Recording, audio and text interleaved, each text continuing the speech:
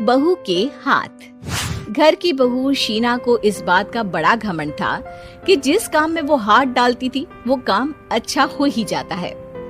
शीना की हर बात में हाथ का इस्तेमाल जरूर होता था। एक दिन शीना का पति आकाश उससे कहता है, कल जो वो भिंडी बनाई थी ना तुमने, वाह वाह वाह वाह, मजे आ गए। मैंने अपने हाथों से बनाई थी। मेरे हाथों में वैसे भी जादू है, जिस चीज को छू लेती हूँ सोना बन जाती है। अब ये थोड़ा ज्यादा हो रहा है। मतलब अगर हर चीज को छू के सोना ही बना देती हो तुम, तो हमारे नाम के पीछे भी अंबानी ही लगा देते हम। चुप रहो, मुंह पे हाथ रख लो, कुछ भी बोलते रहते हो। शीना की सास बगिया से पूजा के लिए फूल चुन रही थी। सुंदर, अति सुंदर, कितने प्यारे गुलाब के फूल हैं। भगवान जी खुश हो जाएंगे। मैंने अपने हाथों से जो पौधा लगाया था, मेरे हाथों की कोई भी चीज बेकार नहीं जाती।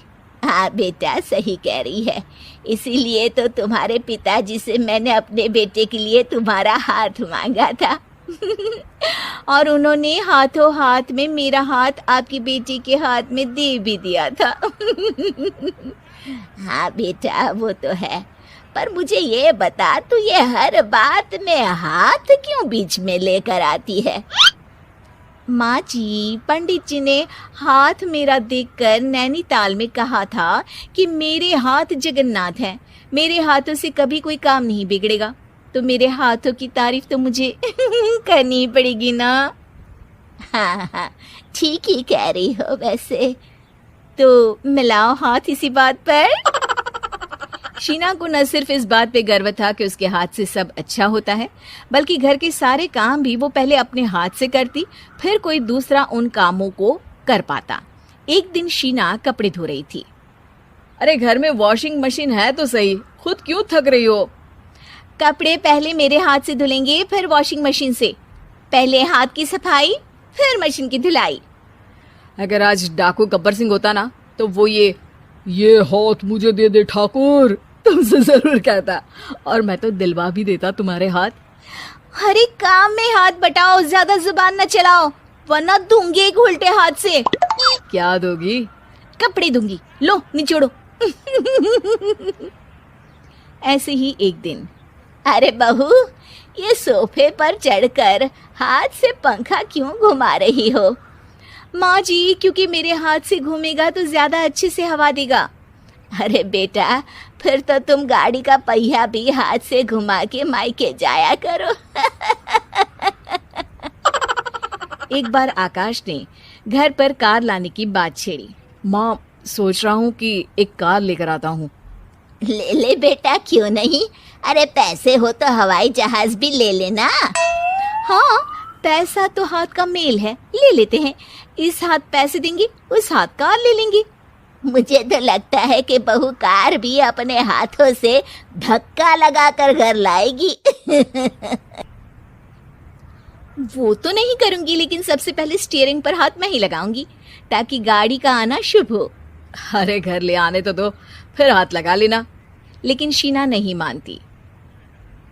अगले दिन ही सब कार लेने जाते हैं। शीना सेल्समैन से कहती है, भैया ये कार बहुत पसंद है, पैक कर दो।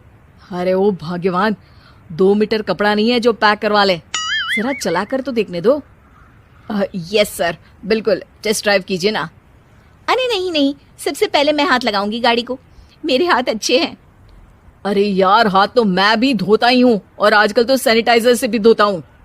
मेरे काम में हाथ ना अड़ाओ। अरे टांग ना अड़ा होता है भाग्यवान, हाथ नहीं। शीना ड्राइविंग सीट पर बैठ जाती है और आकाश उसे गाड़ी के फंक्शन समझाता है। देखो शीना, ध्यान रखना, ये है स्टीयरिंग, इससे राइट लेफ्ट जाएंगे। ये है एक्सेलरेटर, इससे स्पीड कंट्रोल कर सकते हैं। और उसी के पास में है ब्रेक, जो तुम्हारी जुबान में शायद मिसिंग है। ठीक है, ज्यादा भी सिखाने की जरूरत नहीं है। मेरी माँ तो कहती है कि मैं अगर अपनी शुभ हाथ लगा दूं तो जग घूम जाए। तो ये स्टीयरिंग क्या चीज है? शीना गाड़ी स्टार्ट कर देती है और स्टीयरिंग को घुमाते हुए एक्सेलरेटर पर धीरे से पैर रखती है और शोरूम के बाहर के एरिया में ही गाड़ी घूमने लगती है, जहाँ दूसरी गाड़ियाँ भी रखी हैं। देखा मेरे हाथों का कमाल।